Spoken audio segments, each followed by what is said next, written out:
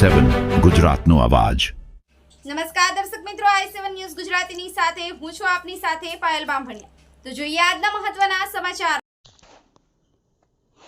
ઝાલોદ તાલુકાના લીલવા ઠાકોર ગામે ગામતળ ખાંગુડા ફળિયા ચંડી ચામુંડા માતાજી મંદિરે ગઈકાલે રાત્રે આશરે 12 વાગ્યાની આજુબાજુ અજાણ્યા ચોર દ્વારા મંદિરમાં ચોરી લૂંટારૂ ભાગી જવામાં સફળતા મળતી માહિતી મુજબ તારીખ 11/2/2025ની રાત્રિના અજાણ્યા ચોરો દ્વારા મંદિરમાં ચોરી કરી ભાગી ગયેલ છે, જેમાં માતાજીના ચાંદીના ઝુમરો, સોનાની વાડીઓ, ચાંદીની ઝાંઝરી, દાનપેટી તેમજ તલવાર પૂજાનો તમામ સાધન સામગ્રીઓ ચોરી કરી ગયેલ છે।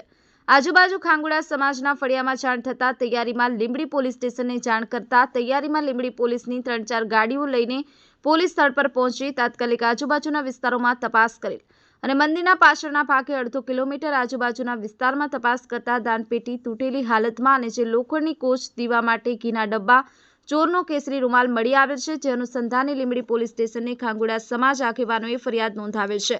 બ્યુરો ચીફ કાળુભાઈ ડામોર સાથે cameraman Sinsing Baria, i7 news Gujarati, Dahod.